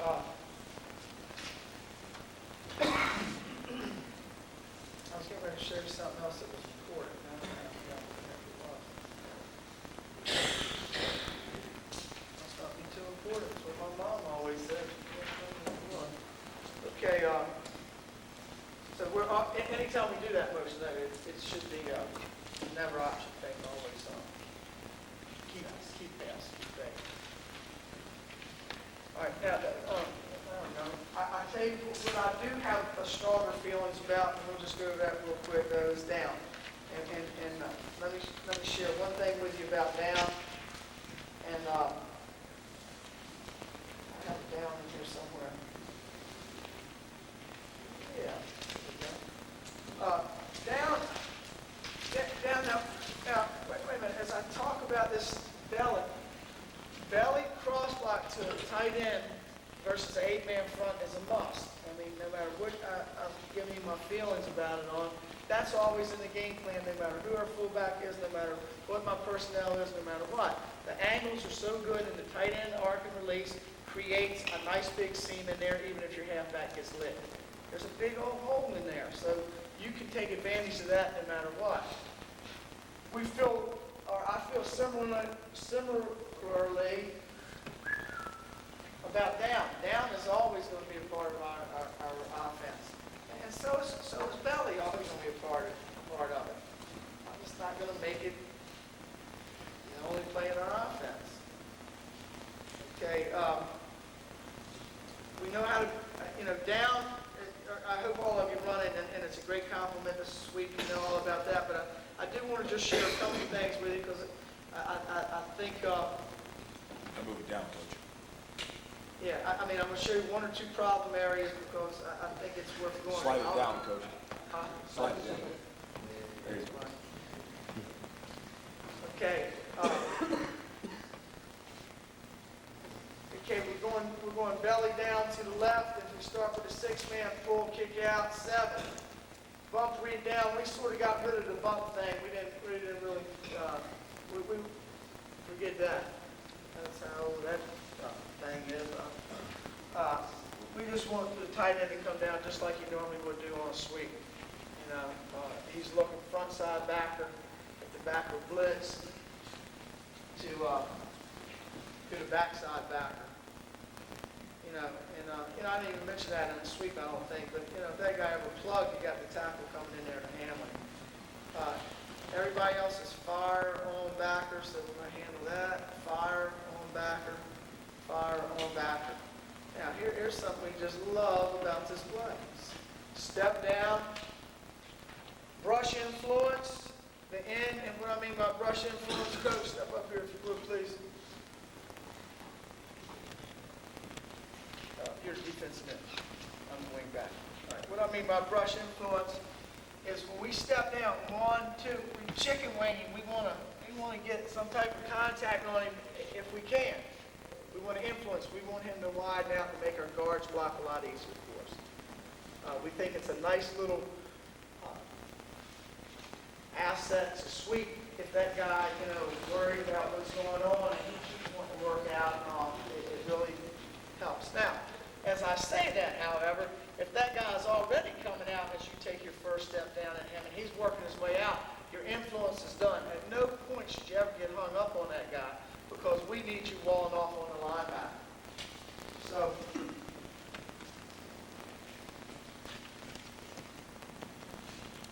we need you. Now, one quick thing, because these are some things that get you in trouble, got me in trouble when I didn't watch them closely enough.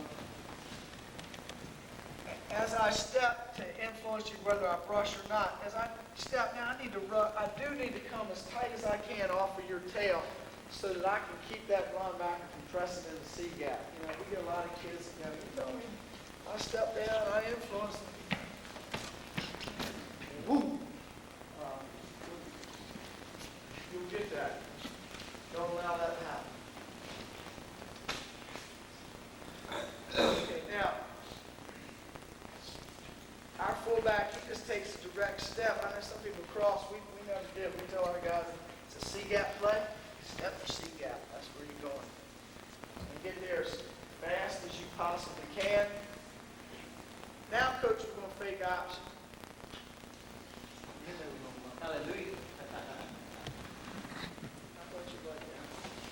Right, now we're going to reverse nice and flat. We don't need the quarterback getting the ball deep. This play's either there or it's not there. Now as the fullback takes his course from C-gap, the quarterback reverses nice and flat. On the second step, extends his arm, then he sprints. And now he does sprint to the sideline, and we tell the strong safety or the quarterback or whoever the first outside defender is, we tell this guy and the quarterback, even though you're not blocking anybody, you're responsible for him, so you better be attacking with some type of option fake down there. And the fullback is just going to square up when I say square up, he wants his shoulders parallel to the line of scrimmage when he goes through there. And we always tell him you want to pick up that guy's block. That's a perfect world right there. Sometimes, that guy's standing a little bit in the hole. You need to pick it up. Use him as a basketball pick, even if he hasn't made contact with the linebacker off of his tail, because he'll serve as a screen for you as the backer scrapes. So we love that play. Quarterback doesn't position good. Keep flat, 180 degrees down the line, second step. Can you draw that versus 4-4? That's why I kept it going, because I think 4-4 can give you some problems. It always gave us a lot of problems.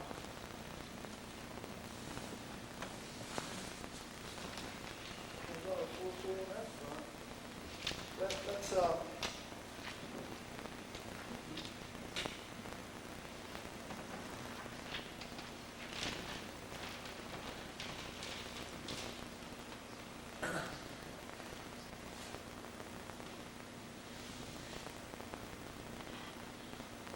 okay.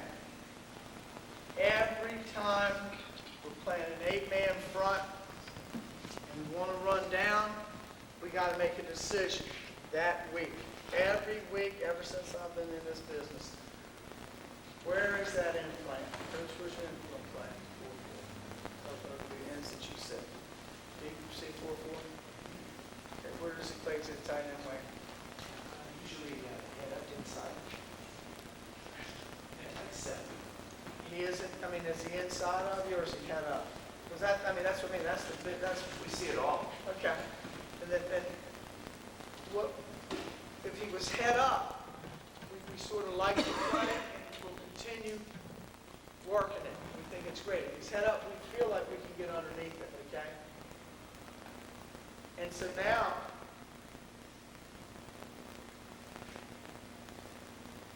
flat release,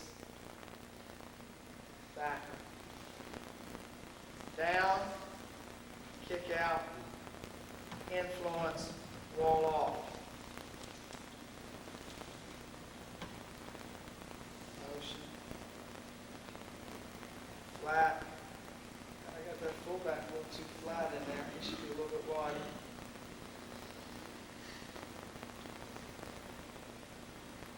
Run.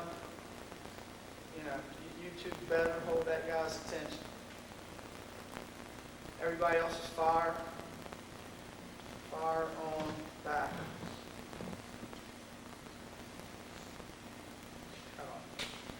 That's beautiful. I mean, no problem.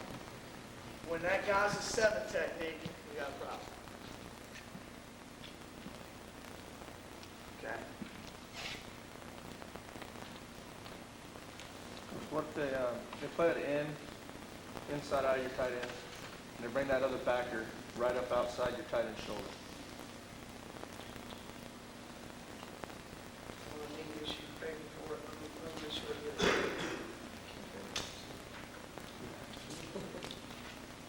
Let's make sure we get it right.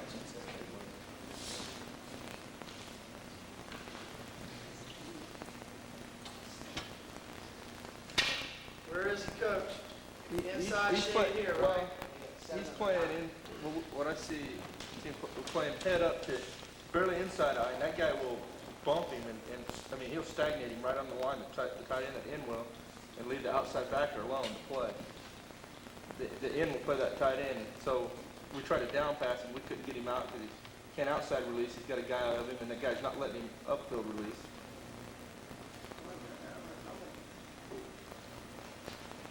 Help me out here now. You got a Okay, guy he's playing that's 7 technique, right? Inside eye. Just- Okay, 7 technique. I'm saying he's the outside. He's got an outside guy. Is he head up on the wing back? Now he'll play inside wing back. He'll give you the corner, and then they'll play the corner out. He'll play head up, the wing back head up to inside shade, the back.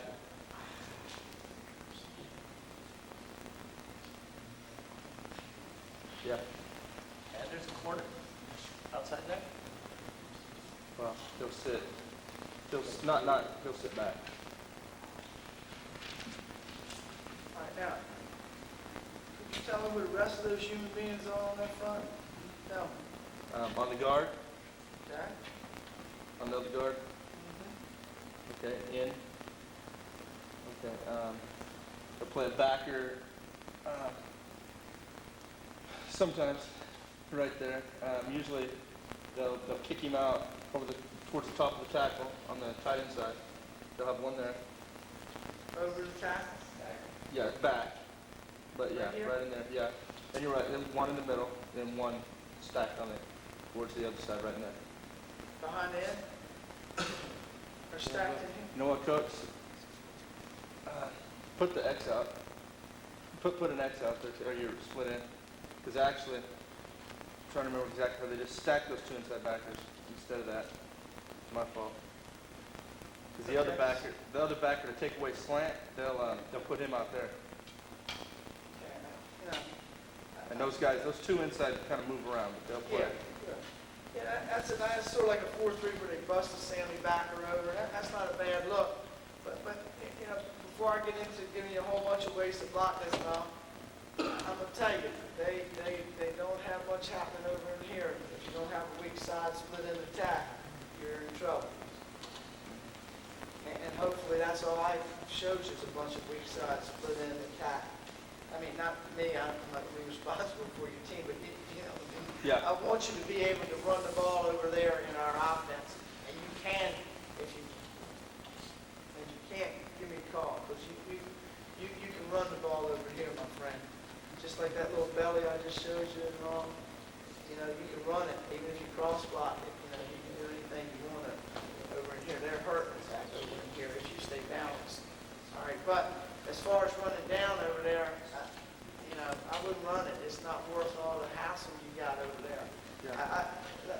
let me tell you before we go any farther, let me just show you that that's a problem.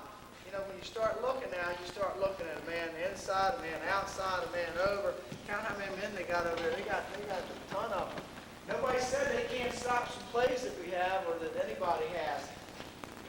So we sure as hell aren't going to try to run the ball over there. In the old days, we would. We said, man, this system's going to take care of it. The system is the best in the world, the best football system going. But you know, it's not going to take care of people putting too many men to one side. They're not balanced. You know, well, they're fairly balanced in that front, but they're a lot weaker back over on the other side. Could you still run sweep to them with this strong safety inside? What do you do if you run unbalanced? So that they run the corner over there too with him? Coach? No. Not You need to start digging them over with formations. I mean, you need to do that. But, I mean, we would try to, high school, any place, we're not going to let you just gang up on us. Or we'll let you gang up if we're going to go someplace else. But we're not going to try to do something just because we want to do it. We're going to do what you're going to let us do, or what your defense is begging us to do. And we can talk more about the plan later. But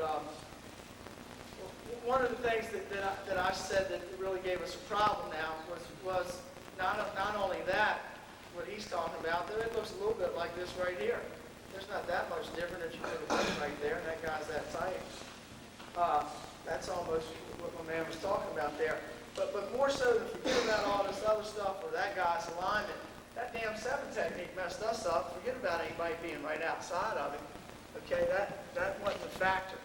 7 technique. What are we going to do with the 7 technique? You know, it was a pain. We couldn't get the tight, you know, we couldn't get the tight end underneath. We even flexed him. Now, we would always say, you know, let's try it. Let's flex him a little bit. And if he moves out with us, let's see if we can't dip and rip and scoop and go. But what does that still do, even if we get that? God, that emphasis is pretty hard. And we fought it and fought it and fought it. And we just didn't, you know, we couldn't make it go. So our 2 answers were this. Don't get it in the game plan. Down it in the game plan if they got a hard 7 technique. But spread, cross block, plus. As bad as I'm bad bound cross block, you know, here we go. We're going to run it. I mean, because now tight end release outside and then come in on the backer. And when you release outside, I'd like to think what? The guy's going to lose. I mean, not that he's going to loosen, but, you know, he's certainly, I don't think he's going to seal, you know, because if you run any option load over at the 7 technique now, well, I don't even know if we did that. I mean, this is a perfect example of running option loads right here now. This is a prime example of why you want to run option load. Look at that guy. What the hell is he? He can't get it done. Anyway. So now we'll block down and kick out, drive the guy up through the hole. And now we think that we have a good football play. Better than that. And now, aren't we hitting the same hole, basically, down there? Sort of, you know, but that took precedence for us. And we got rid of saying, well, let's do this, let's do that, let's make the tight ends work, let's get them down in one of my little drills. Okay, now we're 10 minutes on that drill that day, and we run the play 5 times that Saturday. You know, God, and that's damn near 40 minutes to run something 5 times. Bad investment. Because if he does this, work underneath, Now, however, who's to say, though, that all year long you are up against a team, they don't show a 7 technique, and the first time you call down, they jump in it. That has happened to us before, you know, so we do have answers. And I forgot who was doing it. Somebody did it. We learned the hard way. You know, it was a tension. You know, it was terrible. You know, bumping into each other. Nobody knew what was going on. So I said, well, we're going to set ourselves a few rules now. We're not going to allow that to happen again. If the guy was in the gap okay? And the tight end knew he couldn't get underneath. He would make some kind of call. I don't know if it was a gap call or he made a 9 call or, I'm not worrying about giving away my secrets. I can't remember what the damn call was right now. I don't know.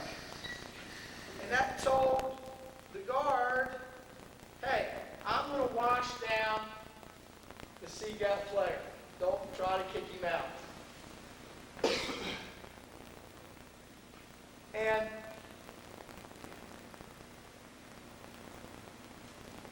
what the guard would do then would be pull and kick out on the widest guy, and it becomes 81 down. Now we're going to make it a whole lot. Was it great to us? Is it a little bit of an extension and all? Yeah, that's what happened. But you know what? We felt like, we got a chance to make 4 or 5 yards, whereas if we try to get underneath and nothing, it just turned into a giant ball right there. This was our simplest answer we could come up with. The guard didn't run into the tight end, and you didn't have a real tension convention right there to see that. It's not necessarily, I'm not going to sit here and tell you it was great. I'll tell you what it did. It relieved a lot of anxiety. It was cleaner looking, and it stretched too far. Sometimes and here again, that was just a save gap measure. It was just something that here again, that was kind of clean. We didn't spend 5 minutes, 10 minutes a day on that. If they're in a 7, we're going to do this, work on the rip technique and all. And we work gap technique a lot anyway, with sweep and stuff like that. He's going to work with blocking down. So, now, again, it's a game plan thing. If that guy will come with you and he's going to allow you to go underneath and he's not going to seal hard, yeah, the down's really not a problem. That was our way of thinking. Down's really not a problem there. You see, so we would either know going in or from last year or how they played us a year ago, how we could handle it. But we got the real hard C-gap defender, that's all we did. A simplistic answer to something through the years that I've probably spent hours and hours and hours of practice time on.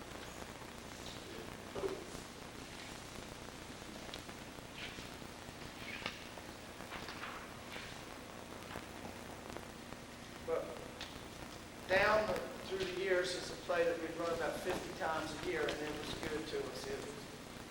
When I say good, a solid, always, never anything, I don't have any great stats on that, but a 5-yard football play year in and year out. 5-yard football play is a good football play in my book. And we loved it. Okay. Coach, one more time on the quarterback. Did you say he ends up parallel 180 on the second step? Is that what you're asking him to do? You expect him to do around the Extend first his step? hands on the second step. Now, So where's his first step? Can you describe that to me one more flat, time? 180. You expect him to get 180 on the first turn? What we asked for. Not sure,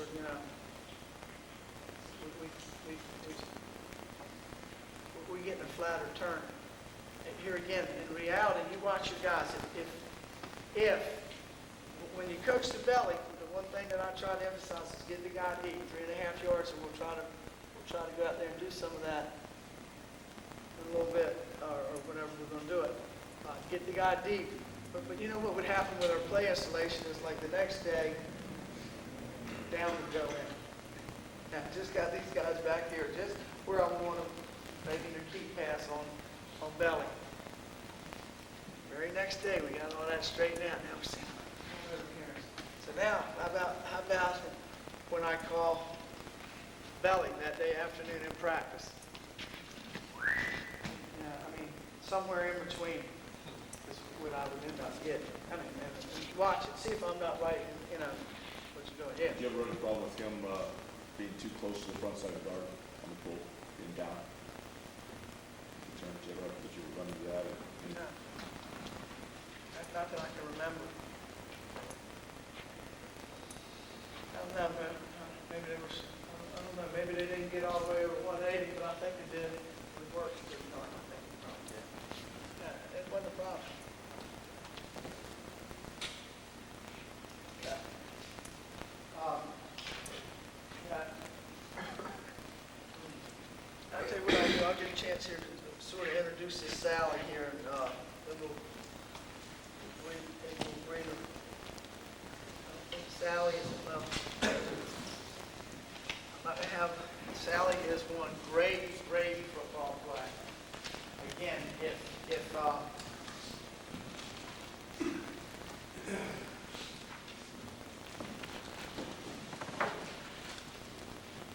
we had a play that we didn't run enough, it's probably Sally.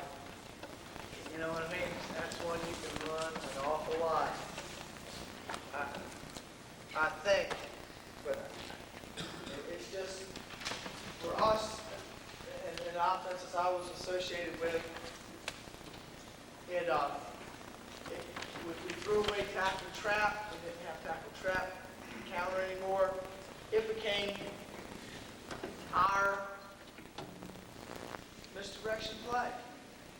You know, other than a few reverses that we had.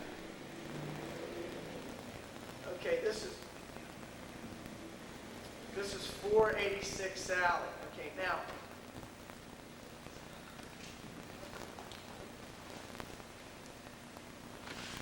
86 is to the left. Okay, the way we tried to block this front is a little bit different maybe than the books that I read and the way Delaware does it, and we just felt really strongly about it. We're going to run it back to the weak side right now. And I'm going to show you something we don't do, but we're going to put you in motion. Let you fake belly pass from there. All right, now, we talk about the two-man, you know, we talk about this play is kind of weird in that there's there's a fake side and there's the attack side. But believe it or not now, the fake side where you're faking the belly and all, you got a run block. And when we run back to when we're running it back to the weak side, when we're running it back to the weak side, a lot of times we don't use motion, but let's put it in motion to get the full flow counter effect out of it, and I'll tell you why we don't run motion in a minute. But we got to where we want these guys to run block, but what we ended up doing, we had all these rules that never seemed to work, you know, and so we started saying what we want you to do is we want the three-man to block the number 2 down lineman and don't allow penetration. And if you're the 4-man, you block the number 1 down lineman. So that's the down lineman, and we consider our lineman on the line of scrimmage, don't count a linebacker. And when we came back to the tight end side, they sort of doubled and kissed there. We didn't want any penetration there. And notice nobody's blocking in. We told the center to step and cup. And then we said he also had an on area delay to backer assignment. So we'll explain that. That sounds like a mouthful, but basically he stepped and cupped, but what we used to tell him, you know, when you have a nose man and both your guards are uncovered, what we used to tell him was run block that nose and take him any way he wants to go. He beat you upfield on the backside, take him that way. So we single blocked the nose anytime it was just odd. We single blocked it. Now, these 2 guys on the backside stepped and cupped. Okay. What we said was that the covered man and the uncovered man comboed the backer and the down lineman. So they showed pass, and whatever happened, if they showed pass and that guy rushed outside, he took him and he would delay up to the backer. You see what I mean? If that guy crossed into the guard's face, then he would go. We call it, you know, leak technique, combo block and leak. What's happening? you got him, boom, I'm up to the back. I got him, boom, he goes up to the back.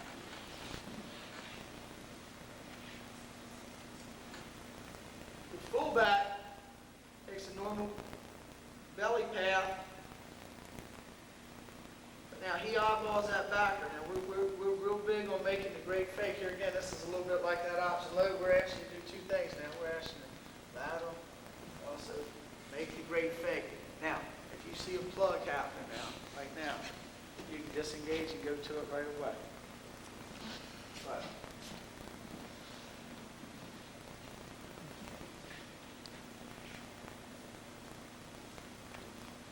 quarterback, deep fake, and now we're encouraging a good fake. You ain't having to say much about fakes and all too much. Now we're encouraging great fake.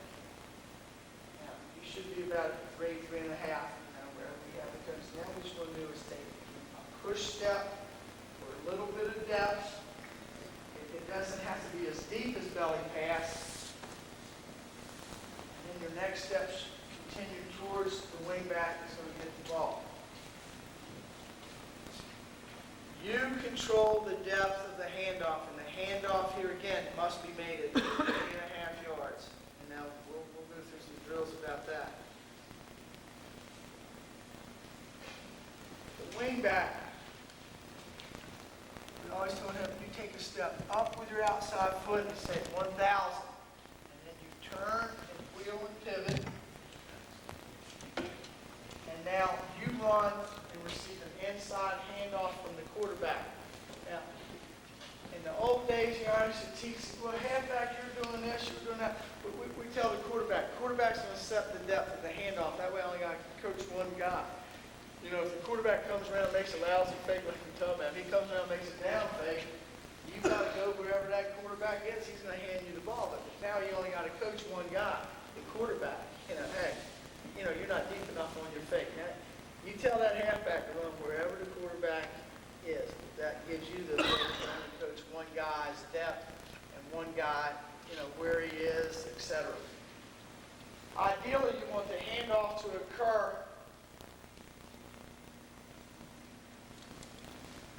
right behind the outside leg of the tackle, and you want this guy having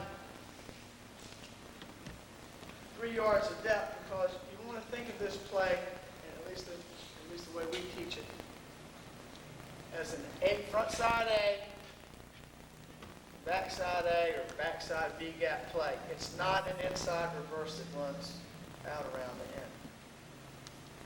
We want our guys shoulder square and going up inside, because that's where you're blocking. But look, you're asking the tackles and everybody to fan out a lot of times. So if you try to run that baby outside and on, you don't have much protection.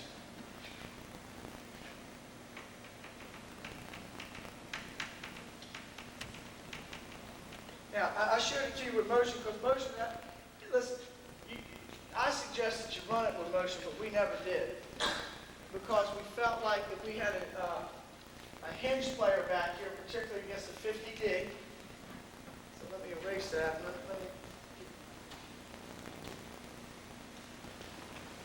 I'm erasing the motion, all right? See, we felt like that this guy,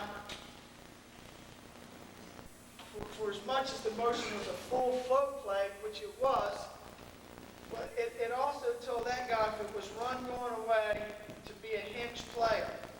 You see what I mean? And invariably, that guy would sort of be napping there if we didn't break a tackle or make a move.